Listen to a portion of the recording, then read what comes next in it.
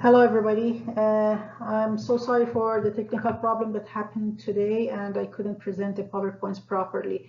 I hope I can cover all the explanations which are necessary for you to know in this online presentation.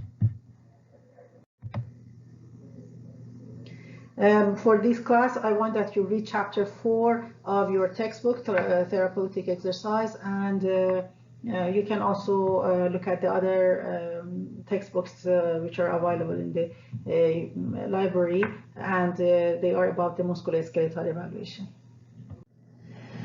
To examine your patients as a clinician, as a kinesiologist, physicians, physios, chiro, whatever, so you need to have a very strong senses and also intuitions. You remember this slide from the first class that we have different type of assessments for rehabilitation. The general health assessment usually will be done by physicians or physio. So as a kinesiologist, you are more involved in evaluation of posture, gait, and also musculoskeletal assessment. Sometimes you need to do neurological assessment as well. And definitely you need to do functional and fitness assessment, but maybe later on when your patient or your client is a little bit in less pain and maybe at the end stages of rehabilitation, you need to do functional assessment. But it's in the class today, I just mentioned about the musculoskeletal assessment. You should have had some kind of training in general health assessment and in fitness assessment in exercise rehab 1. And neurological assessment is very sophisticated. Mostly the clinicians are doing the neurological assessment, but I mentioned some of the neurological points as well. As a clinician, when we take the history and then we observe our patients, we have some kind of diagnosis in mind, some guess. And so based on those thoughts, we may somehow narrow the examinations. We don't do everything for everybody. For example, if you think that the problem of patients is mostly coming from neural system or neuromuscular system, we may do a very sophisticated neuromuscular examination for the patient. If we think that it's mostly related to the muscular system, so the type of examination may be different. Sometimes we don't know which one is the cause, and so we need to spend more time for our patient and do different type of examinations to understand what is the source of the problem for our patient or our client. But as a kinesiologist, you should consider that it's not your responsibility, it's not your job to diagnose the patient's problem. The patient's problem may be diagnosed by a clinician, a physio or a physician, and you may already know about the problem. But as a kinesiologist, your job is to evaluate your patient's condition. Anything that can help you or can somehow restrict your approach for exercise therapy. These are the things that you should evaluate. And you should understand your patient's concern. Your patient's concern is when they can return to their normal life.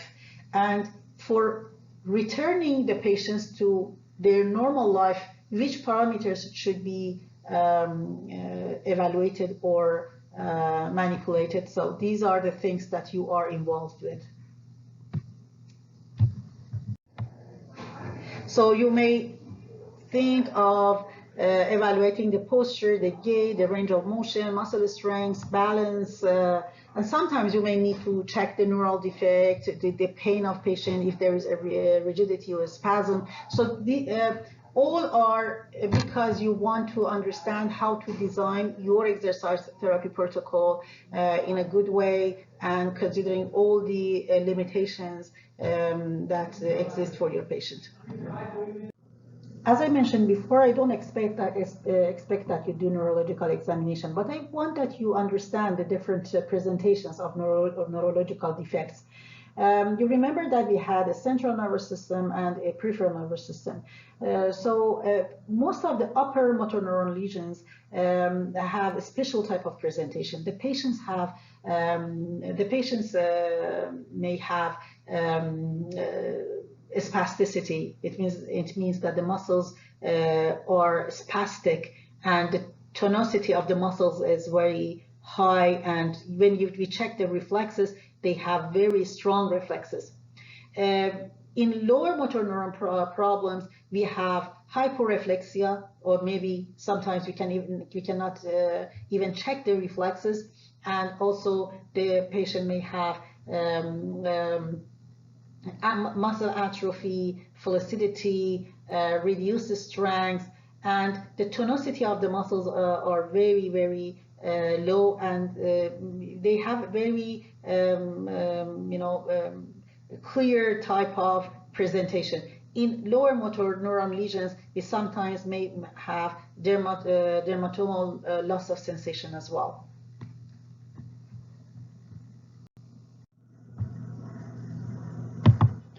Look at these two videos. In the left side, you can see a patient who is suffering from stroke, and when you see that the examiner is trying to evaluate the tendon reflex, you can observe the hyperreflexia of this patient who has a central nervous system problem. In the right side, you can see the myoclonus. It's the activation of spontaneous activation of the muscle. So you ask the patient to raise the arms, and in pronation position, because the biceps is somehow controlled, but in the supination position, you can see the movements, the jerky movements, much more visible. So these are the very a typical type of central nervous system problem.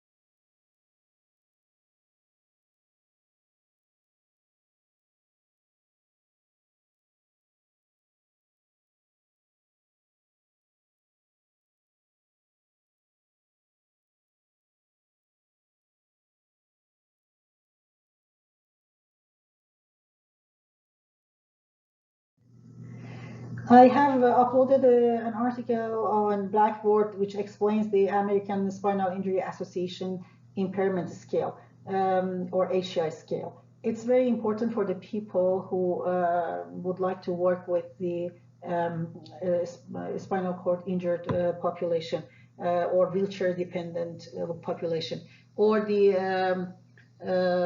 anybody who likes to work with the Paralympic athletes. It's very important that you know the functionality of your athletes, and this functionality is based on the level of the injury in their spinal cord. As a wheelchair basketball classifier, we usually check this the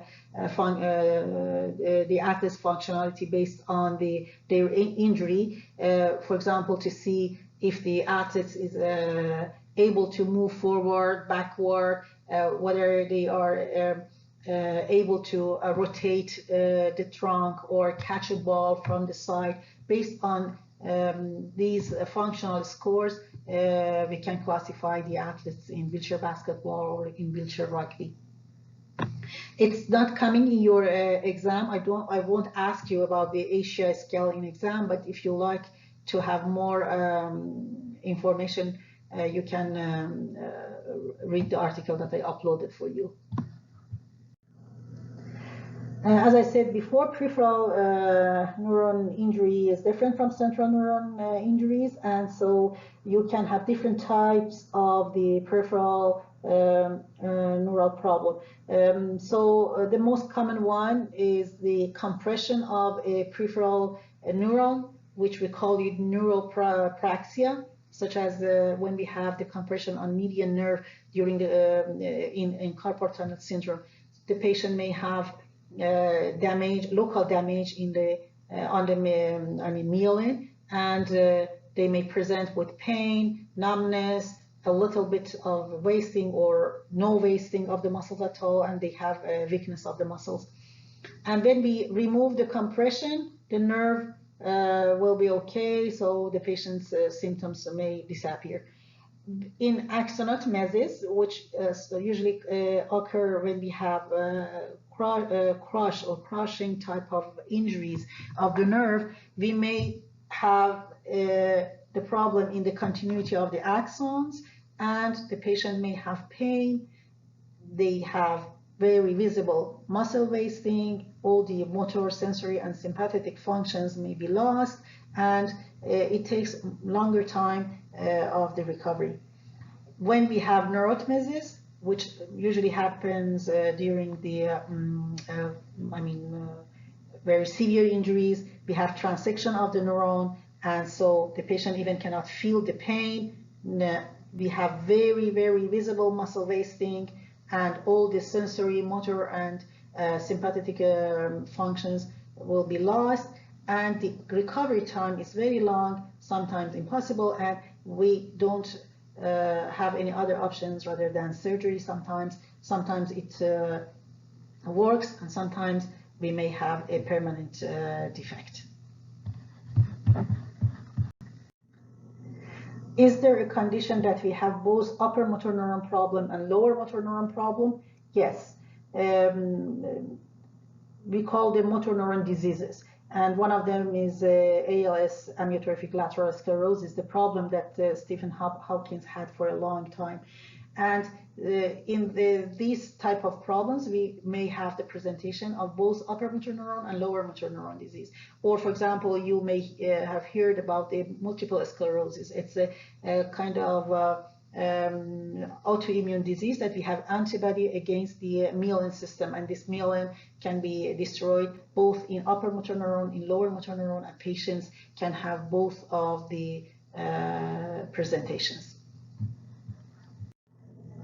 Why we observe the patient first? We want to know if there is any visible defect or functional deficit, any changes in the posture, malalignment, the reaction to the pain, how the patient talks, how the patient responds to your questions, your patient's attitude. So everything that you observe, you should just determine whether these findings are related to the pathology that you want to evaluate and somehow control.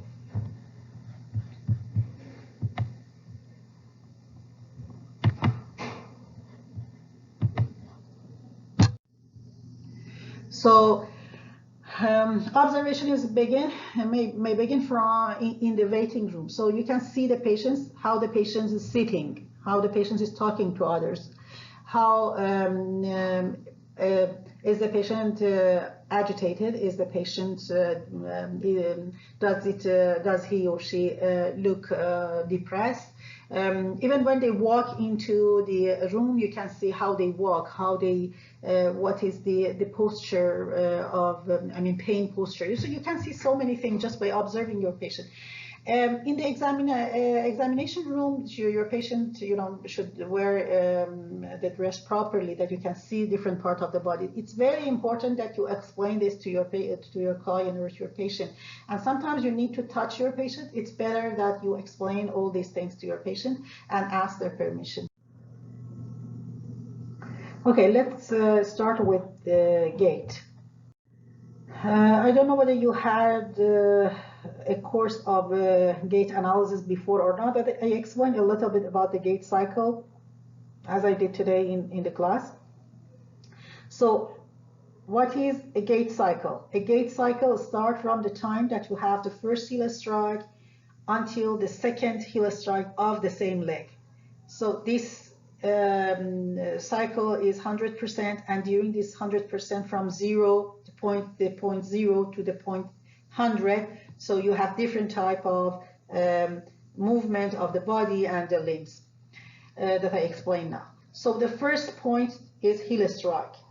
After heel strike, you have a plantar flexion of your foot, and your foot is completely in contact with the floor because you want to transfer your body toward the line of progression during walking.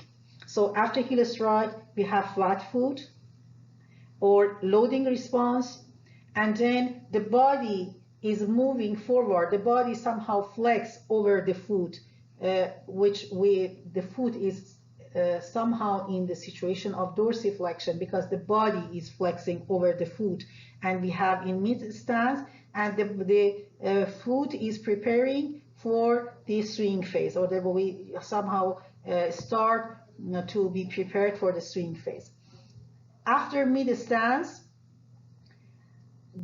we are talking about one leg. Just remember, be careful that I'm talking about one leg at this to explain you the gait cycle. So then after the mid stance, the body is preparing the leg for the swing phase. So we have first heel off. For heel off, you need to have a good, very good, again, plantar flexion of the ankle. So, and then we have toe off, and with the limb will go to pre-swing phase and then mid-swing phase, which we should have a good knee flexion, and again the next heel strike and the gait cycle will be completed. Consider that about 60% of the time, either one leg or both legs are in contact with the floor.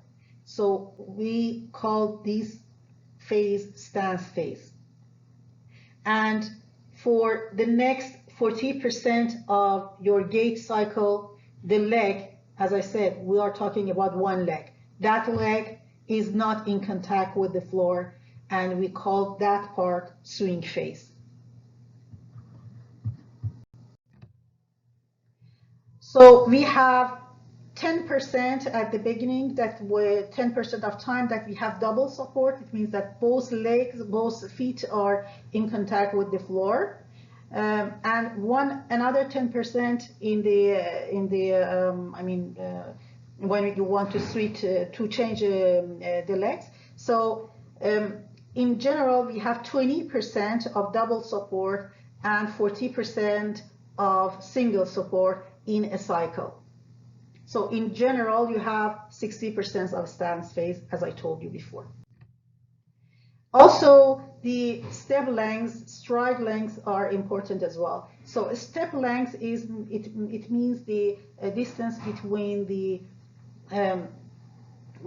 two consecutive heel strike of two legs. But when we say stride length means the distance between two heel strike of the same leg. The foot angle is important also, the angle of foot orientation.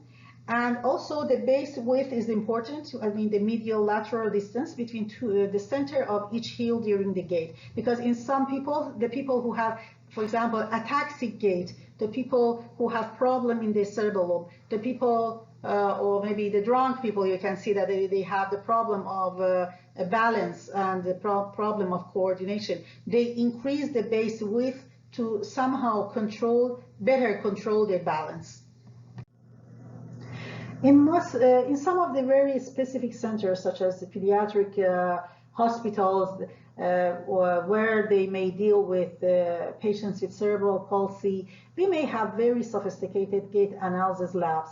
And they have a Viken system, force plates, different systems to evaluate the biomechanics of gaits, and also to decide about the different type of surgery that a patient may need to somehow improve their gait, or different type of braces that they may need. But in most of the clinics, we don't have those sophisticated gait analysis lab. So we need to evaluate the gait of patients with just observing their normal gait or their pathology gait, and sometimes we can record their gaits and look at the gaits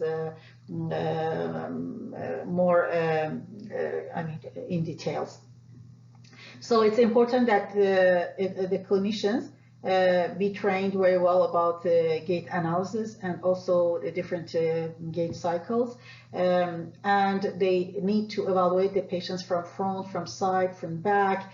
And also they should check the movements in trunk and in upper limbs as well.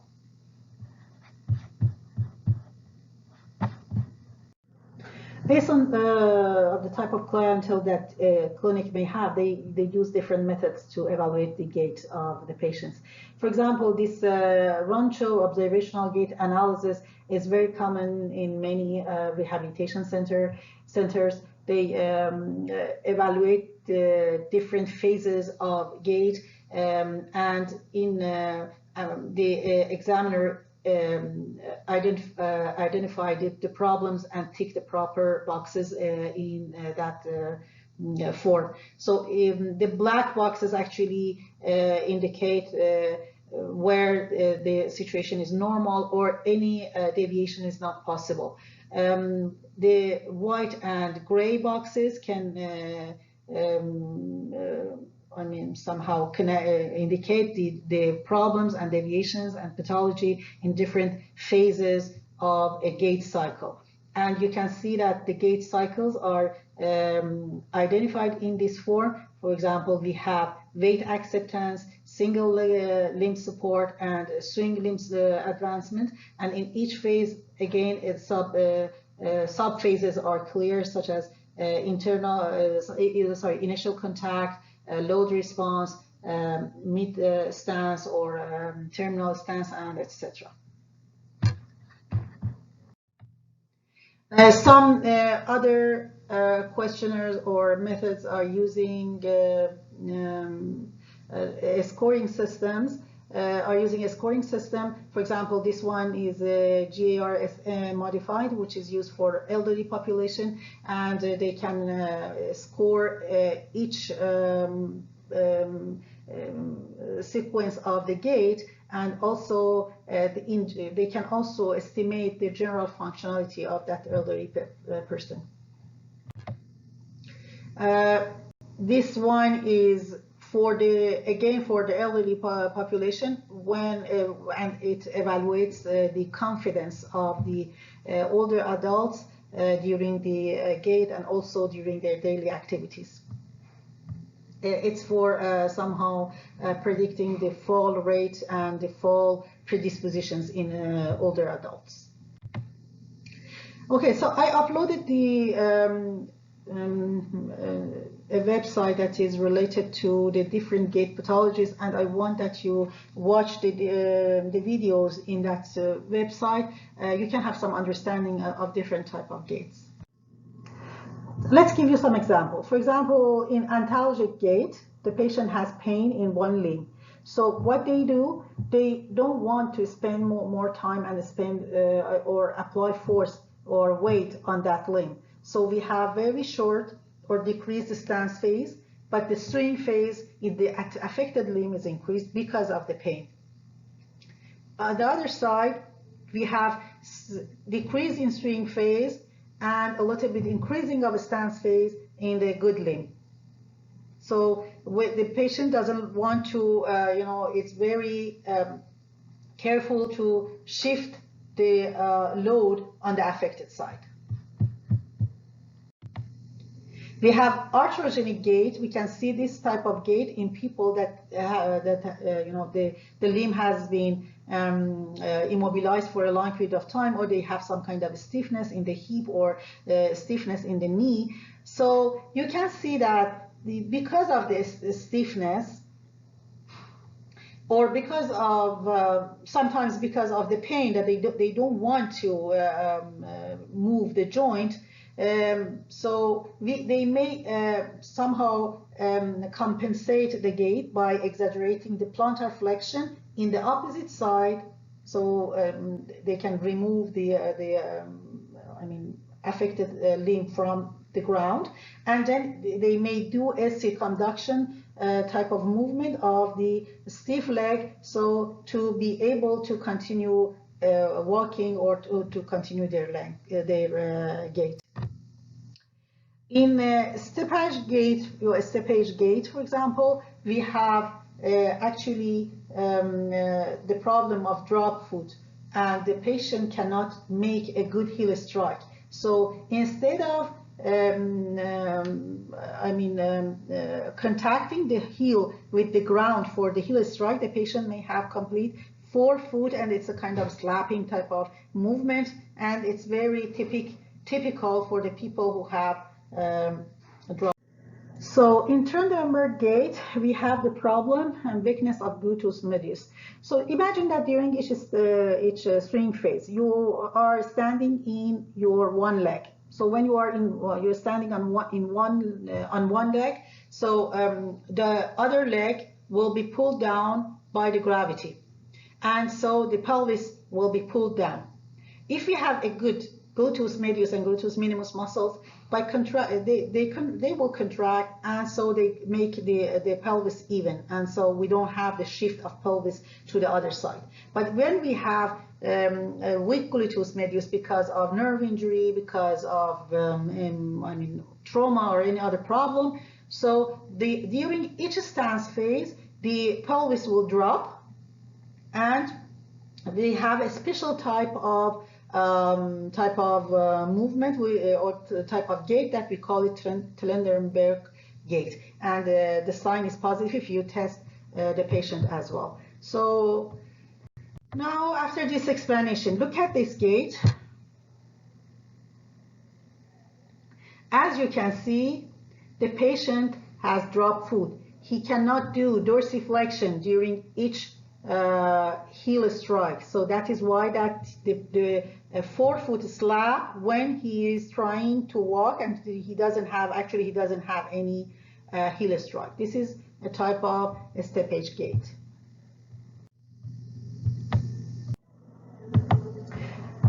Look at this gait too. So you can see that during each swing phase, in the right side, the patients have a drop of the pelvis in that side. So it's because of the weak muscles in the left side, or I can say the abductor muscles in the left sides of the pelvis that cannot control the drop of the pelvis in the right side during each swing phase. This is a Trendelenburg gait.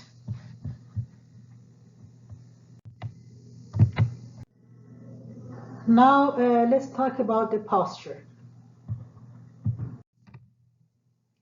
It's important that you understand that poor posture can have different causes, but it's important that you differentiate with the causes which are positional or postural, or because of the poor posture habits, with the one that are structural. Because for the positional, sometimes by some modifications, strengthening of some muscles, stretching some other muscles, changing the the habits, you may be able to somehow improve the postural problems. But the structural problems, for structural problems, you most of the time need to have some other interventions such as surgery, braces, and stuff like that. Okay, so you will practice evaluating the posture in your next lab. For evaluating the posture, we usually use a plumb bob and also a grid chart. The participant can stand in different posture, and you evaluate the alignment as I explained to you later on, and you will practice in the lab as well. So if you look at from front, you can see that you can look at the symmetry of the ear lobes, you can look at the symmetry of the shoulders, you can look at the symmetry of the nipples, and also the crest in the base, the ASIS level, also the knee levels, also the malleolus levels, so you can see whether they are completely symmetric or asymmetric. From the side, you can also look at an imaginary line, which is can somehow show you the alignment of the body in this plane, and that imaginary line should pass through the external, of the ears, from the head of the humerus, from the lumbar vertebrae, and also the greater trochanter in the femur, and also from the head of the fibula, if you, in the knee, and the plumb should be in the front of the, or anterior to the lateral malleolus. And we usually, when we want to align the participants and to check the posture, we usually start with aligning the plumb in front of, or in anterior to the lateral malleolus. Then the patients stand in front of that chart, and we can check that whether everything is aligned based on what I explained to you now. So based on this explanation, you can have, so in the left side, you can see a good posture. And you can also check the pelvis as well. I will explain about the pelvis later on, a little bit later. So you can, for example, in A position, you have a little bit of lordosis, but not so complicated. But you have a little bit of changing of the pelvis position and a little bit of lordosis.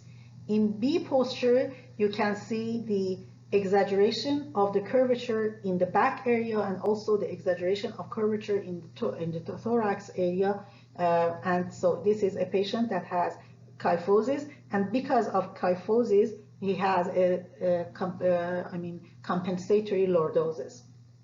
So in the C posture, you can see an exaggerated curvature in the back, and at this band, because for compensation, you can see an exaggerated flexion of the thorax over the lumbar spine. Thorax spines over the lumbar spines, and it is a kind of a sway back posture.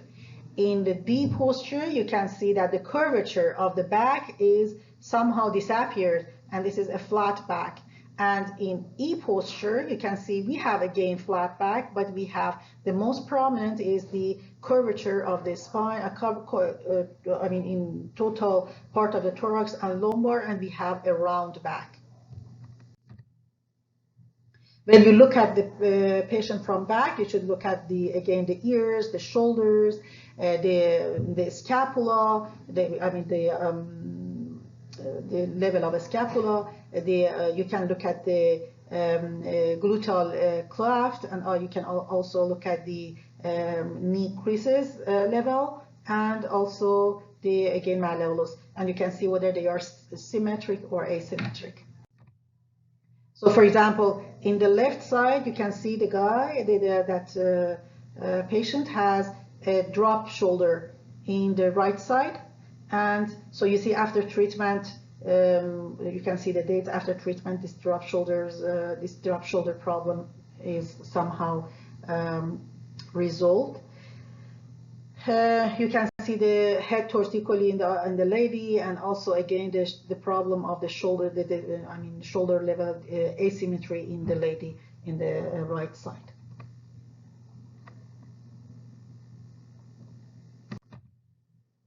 Remember that most of the postural problems are related to the muscle imbalances, and how we can check the muscle imbalances. That I told you in the class. The muscles who are stretched are usually, after a long time of stretching of the muscles, if you know about the property of different type of tissues, the mechanical properties of the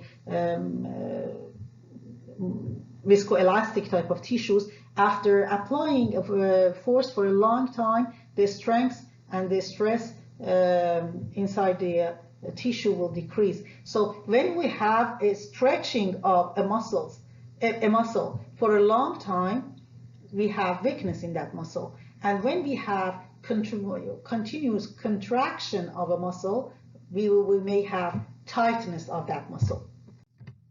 So look at this postural problem. What you can see here in this lady, you can see the exaggeration of the um, curvature in the lumbar spine, and it's a kind of lordosis postural problem. It usually happens when the ladies are using very high heel shoes, or sometimes people with big bellies, or even a pregnant woman, because of the effect of gravity on the lumbar spine, they may have a compensatory lordosis as well. So as I told you, the lordosis may happen because of the kyphosis. It's a kind of compensatory mechanisms to somehow align the body and the center of pressure. Or we may have a pathologic type of lordosis. We have lordosis because of the shift of the pelvis or other problems, and then again the other part of body somehow compensate the problem in the back. For example, we have the move forward, poking of the head, or some kind of rotation of the shoulder area to biomechanically correct the center of pressure and the movement of the person.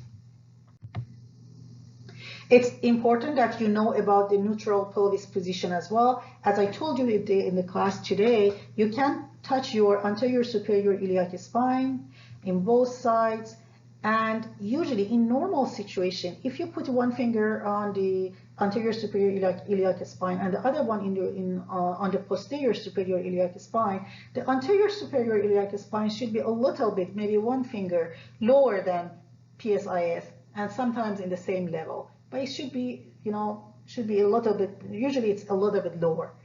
And the ASIS is in the same level of the pubic area. In people who have anterior pelvic tilt, the position of anterior superior iliac spine shift downward. So we have the pelvis anteriorly rotate. So we may feel the ASIS lower than normal position. In people who have posterior pelvic tilt, we may the shift of the pelvic is posterior, is to the back. So the anterior superior iliac spine is located higher than posterior superior iliac spine. So it's important that you know the differences between these two. So from the slide that I show you that which muscles are weak, which muscles are strong, you can easily understand that which muscles can be weak, which muscles can be tight in this situation. This is the graph, thematic graph about a person who has lordosis. So imagine lordosis, and a person has a shift, anterior tilt, anterior shift of the pelvis. So which muscles should be contracted and tight? So you're right, you're correct. The flexors of the hip, the flexors are, in this situation, the flexors are tight.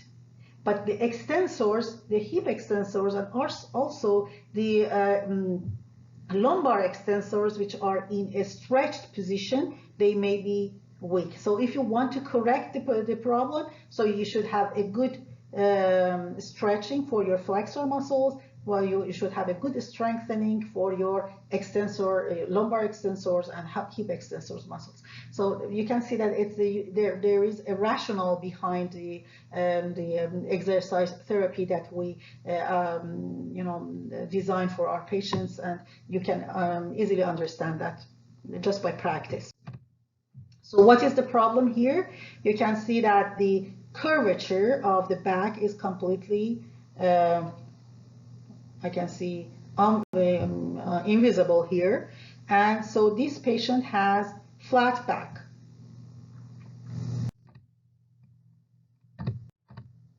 So again, you can imagine in flat back, the pelvis has posterior tilt. So the pelvis has moved or turned or rotate posteriorly. So which muscles are tight now? So you can see that the extensors muscles are now tight. The extensors muscles such as a hip extensor, gluteus maximus, you know gluteus maximus is a hip extensor actually. So you can see that the muscles such as gluteus maximus or hamstring muscles are tight because they are contracted in this position. But the flexor muscles, joint or hip flexor muscles are stretched, as well as some the abdominal muscles such as rectus abdominis. So we have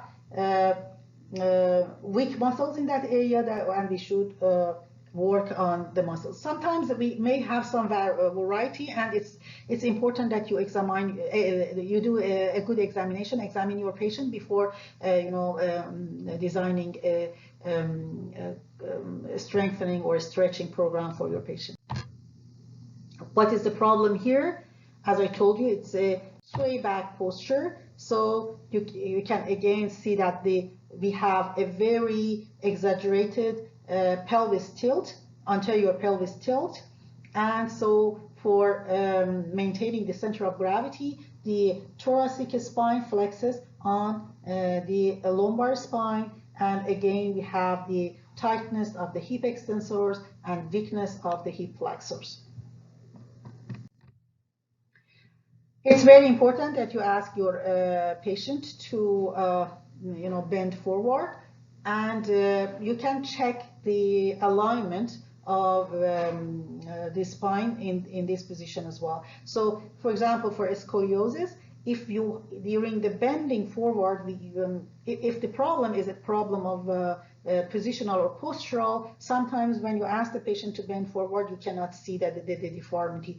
But if you can see the deformity even in bending position, mostly the reason is a structural reason, and so other type of treatment may be needed.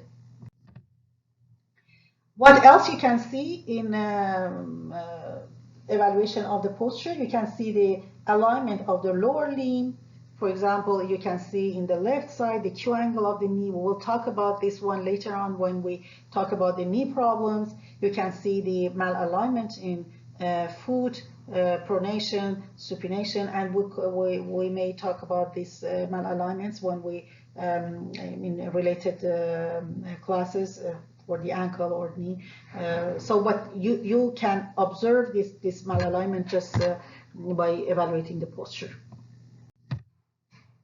As I told you, it's important that you know whether it's structural, whether it's functional, and sometimes you cannot see the deformity right away or malalignment right away. Just you can see by dynamic movement, you can observe the deformity. For example, sometimes when you ask a person to stand in one leg, so you can see the Trendelenburg in that position, or you can see that the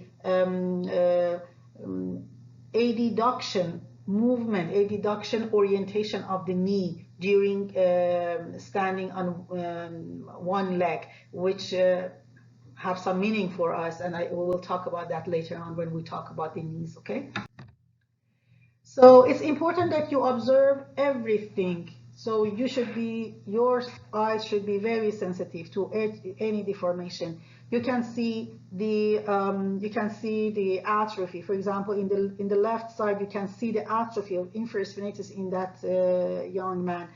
And when we have such atrophy, it means that there is a neural problem there. Or you can in the middle, you can see the atrophy of leg muscles. Maybe after a while of casting or immobilization, you can see the differences. Or you can see the atrophy of the tenar muscles in the right side. It's important that you check the color, the swelling. If sometimes you can even hear that when the patient moving the joint, you can hear snapping, popping, crepitus, and if they are related to pain or some symptoms, they may be important. For example, you can have the snapping and pain in shoulder for the people who have biceps tendon dislocation. So it's important that you notice these things. And also, you can also observe whether the patient has a special pattern of movement. You should record all your observations. Okay, so after observing the patient, the next phase is to evaluate the range of motion and flexibility. So I know that all of you know about the sit and reach test. This is a test that when we want to evaluate the patient's flexibility in general. Sometimes we need to evaluate the patient's flexibility in general, with, for example, sit and reach test. Sometimes we need to evaluate whether our patients have hypermobility or not. For example, in different tests, as I showed you today in the class, you can check whether your patient has hypermobility or not, because some of the people with hypermobility may be more predisposed to subluxations, to some kind of injuries to different joints, especially shoulder joints. I will talk about that later on. But it's not necessarily a pathologic thing. It's somehow related to your genetics, and it can be completely normal. But what is important for you is to evaluate specific joints, especially when there is an injury, the patient is referred to you for other problems. So you need to evaluate the range of motions in different joints, and it's important. So joint movement is restricted? The patient may have effusion or edema. We may have capsulitis. We may have the problem in the ligament, or maybe because of the muscle flexibility, we have tight muscles around the joint, or sometimes we may have a mechanical blockage. For example, loose body inside the joint. Sometimes it interferes with the normal joint movement. It's not just the joint movement which is important that you observe. It's important that you see whether the motion is smooth, is fluent, or it's jerky. Whether the patient has pain during the movement, and if they have pain, in which motion, or in which angle, or in which arc of movement they present their pain.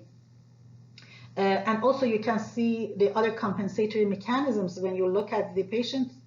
For example, in patient with rotator cuff tear, if you ask the patient to elevate the arm and or imitate eating, for example, so you can see that they exaggerate the arm abduction, and they somehow use the other muscles because they don't have good stability in the shoulder. They use other muscles such as the upper trapezius or deltoid to do the task. So you can, by observing the movement, the joint movement or the extremity movement, you can understand some pathology, you can understand some compensatory mechanisms, and etc.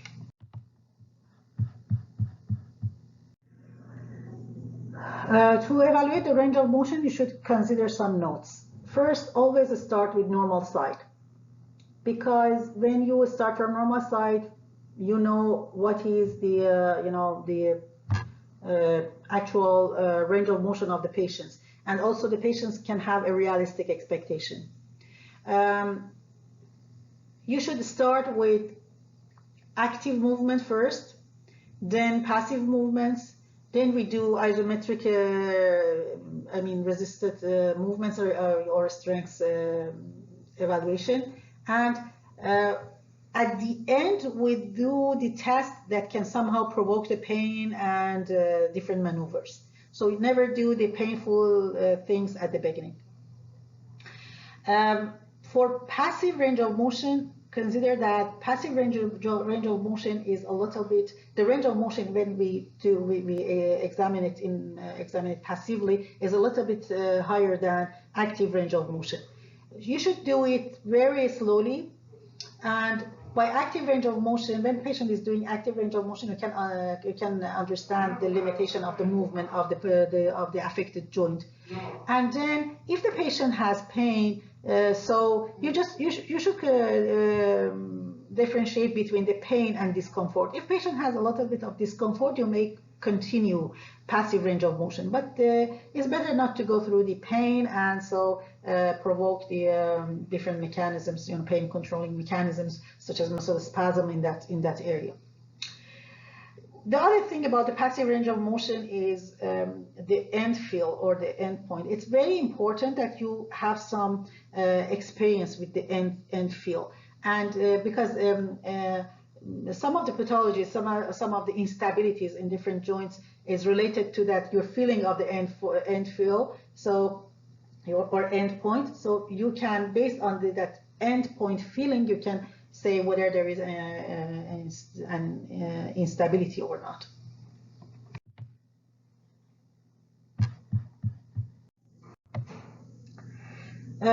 In the clinics, we usually use a goniometer to check the range of motion. And it's very important that you learn how to use goniometer for different joints, what the position of your patient should be, how you should set the fulcrum of your goniometer, and so how you should compare the range of motion in different sites. These are the things that you will practice during the lab. The other thing is that, as I told you in the first class, you should differentiate between the range of joint motion and range of muscle length, because as I told you before, we may have limitation of range of motion because of muscle tightness, but it is not the only reason of the limitation of the range of motion. So sometimes we need to check the length of the muscles, and sometimes we are evaluating the range of motion of the joint, which can be somehow related to the length of the muscles as well. It's important that you consider that for the muscles who are passing two joints, when you want to evaluate the muscle length, the muscles should be slack in one joint, that you be able to evaluate the muscle length in the other, the full range of motion of that muscles. So that muscle. For example, if you want to evaluate the the hamstring. Hamstring is a muscle that is passing hip joint and knee joint. So in knee, hamstring is actually a knee flexor. In the hip, hamstring is actually a hip extensor.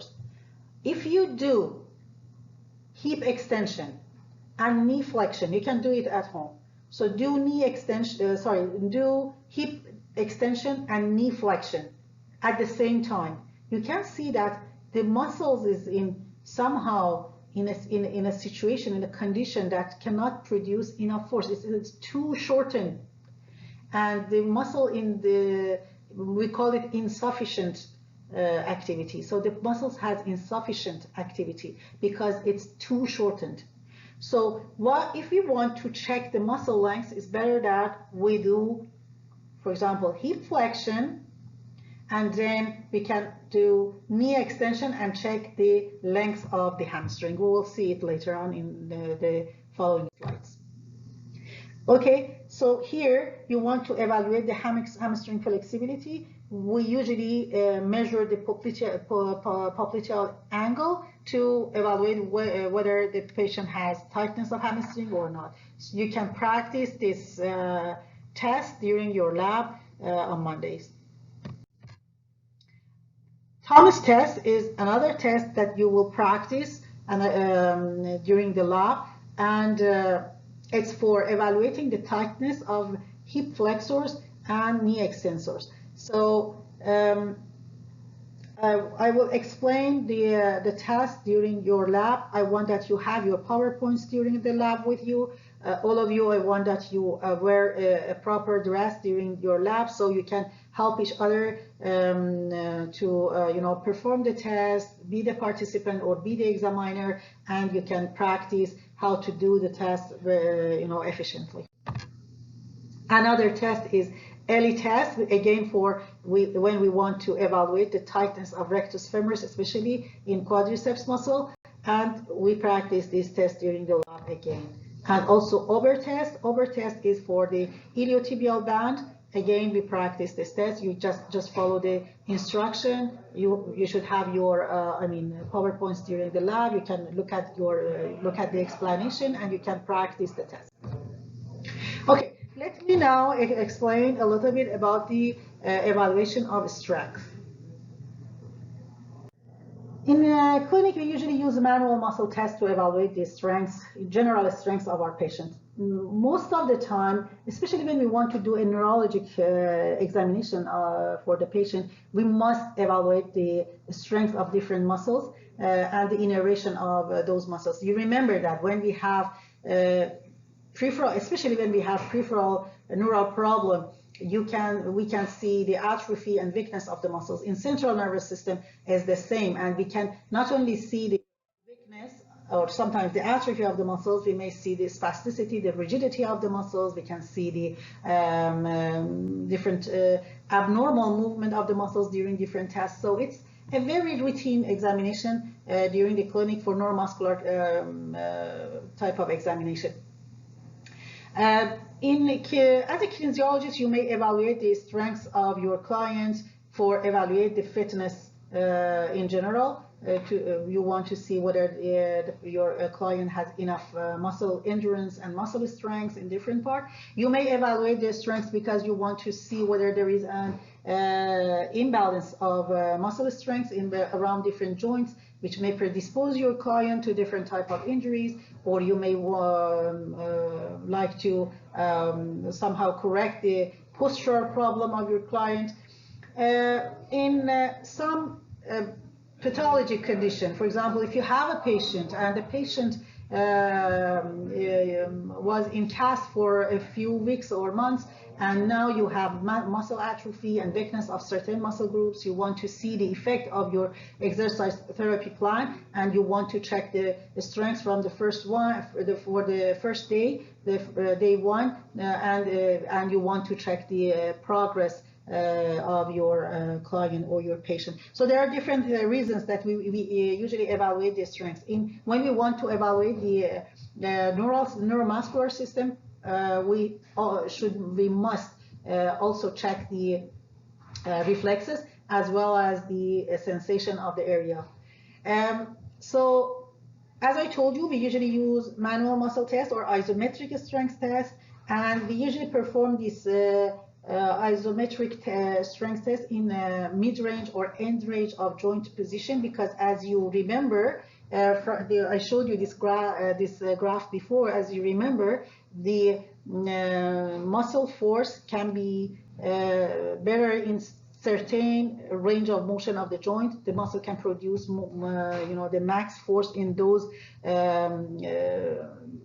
range of motions, and it's better that we check the muscle strength in those positions. This is the grading system that we usually use in clinic. I want that you learn this grading system, and I will ask you this grading system during your exam. So we have 5 grading actually. I start with grade 5. Grade 5 is a normal situation when you ask somebody to hold a testing position and you apply a very strong force or pressure. They can hold the strength test. For example, you ask them to do arm abduction, and you want that you hold you ask them to hold this position. You apply the force downward, and you ask them to keep that position. So if they are able to maintain this position against your pressure and force, strong pressure and force, it's grade 5. In grade 4, they can hold the test position against the resistance, but the resistance, it's a little bit less than normal. So the resistance, the pressure that you apply into that lane should be a little bit lower, because they cannot hold the position when you apply higher force or pressure.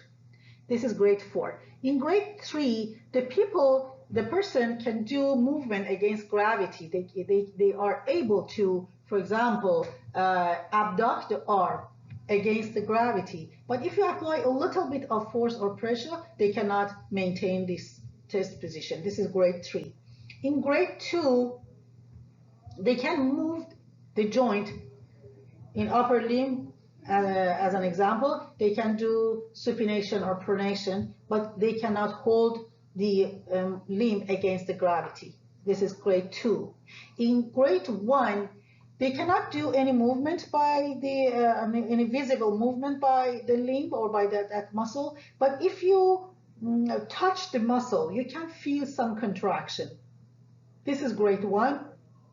And in grade 0, no contraction can be felt, no movement, and this is the situation that you have most of the time. It's the situation that you have complete the nerve dissection or a complete paralysis of the muscle.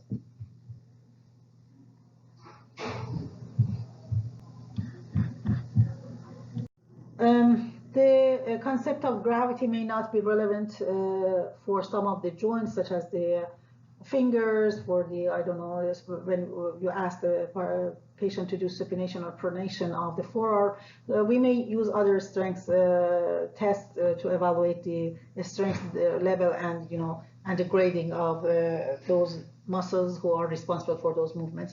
So it's important that you know that this grading is not for diagnosis. It's mostly for prognosis of the patient. If you can, based on the grading, you can say whether the patient is, what is this patient's situation. And especially as a kinesiologist, it's important for you to see the patient's progress during your exercise therapy protocol. So different things can affect the accuracy of the grading. For example, your patient should be in a stable position. Your examination table should be very stable, not moving. You should know what the test position is, and you should know for each joint or muscles which test position is more appropriate, and where to apply force, how much force you should apply. These are the things that can affect the grading and the accuracy of your grading system. And you always compare the affected side with unaffected side. And there are other methods for evaluating this muscle strength as well, such as a handheld anemometer. The good thing is that by handheld anemometer, you can quantify muscle strength. Actually, it's not muscle strength. I can say it's joint strength, because it's not just evaluating one muscle, or it's a combination of the different muscles and the stability of the joint that you are evaluating. But anyway, during the lab, you will practice working with handheld anemometer. It's important that you record the force amount in each session that you evaluate your patient, and then compare them. It's very important that you have a consistent method of evaluating the force when you're using the anemometer, because the position of the anemometer can affect the the number, the measurement. You can also use other methods such as springs and strain gauge. Based on different, on the facilities in different clinics, you may have different methods of evaluating strength. Sometimes you need to evaluate your patient's 1 RM or 10 RM. What that means? It means that the highest amount of load or force that your patient can work with during different exercises or tests. For example, for your biceps muscle, if you want to evaluate the 1 RM for biceps muscle, it means that the highest amount of load that your biceps can stand or tolerate when the person is doing elbow flexion. It means that that person can do elbow flexion with that amount of load just once. He or she is not able to do it twice. This is 1 RM. So when you want to check 1 RM, we usually guess that what the maximum load for that person can be. Then we start with 50%, sometimes 70% of that load, and each time we increase the load by 5 or 10%, give good rest to patient or person, and then evaluate the, we see how many times the person can use that load to understand what is the max that they can do just once. And be careful that sometimes evaluating one RM is a little maybe harmful, and so you should really choose that for which person you want to evaluate one RM. Sometimes we evaluate 10 RM. It means that the amount of load that a person can do that exercise or test 10 times, can repeat that test 10 times, or sometimes 6 times, 8 times. It depends what you want to do. Then based on 1 RM or 10 RM, you can decide about the amount of load and the strength training that you want to design or plan for your patient. For example, you may start with 50 RM, 50% of 1 RM of the load for your patient, or 70%. It depends what is your plan for that patient. In very professional rehabilitation clinics, especially in sports medicine clinics, we usually check the strengths of our athletes with isometric machine, because when we're using isometric machine, we can evaluate the strengths of the joint in different range of motion. We can evaluate the strengths of the muscles for producing the force in different range of motion, and then we can have better plan of exercise therapy for our injured athletes.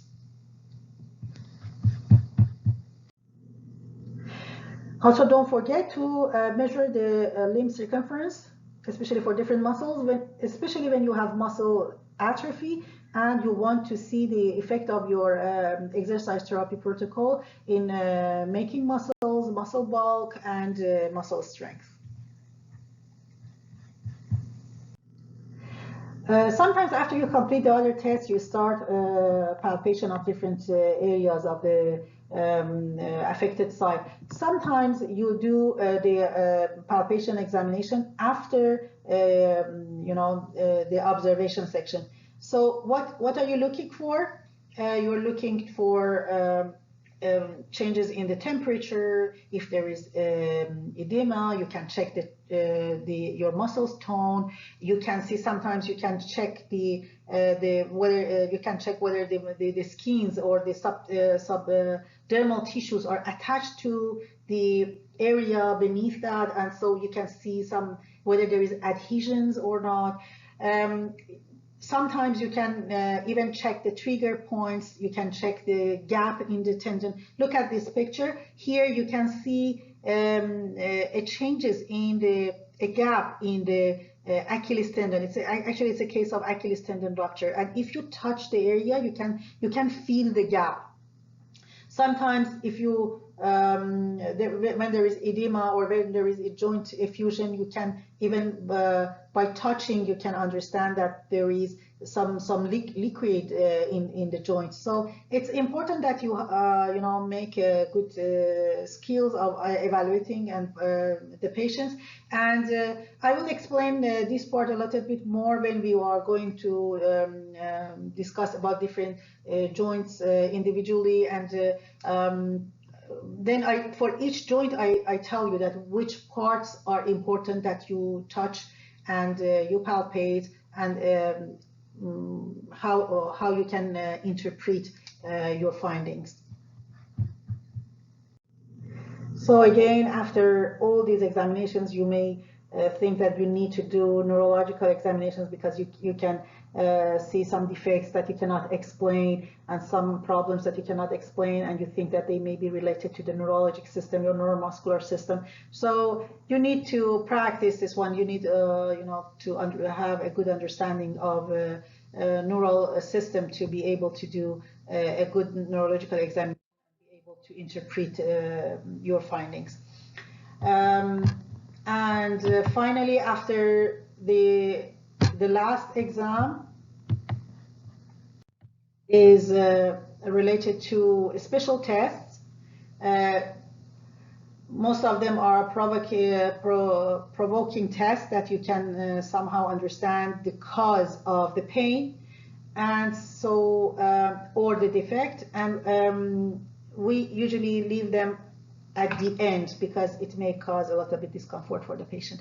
I will talk about these tests in the second half of the course when we talk about each individual joint, and then you can learn specific tests for each joint or for each part of the body. We will practice many of the things that I explained today during our lab on Monday.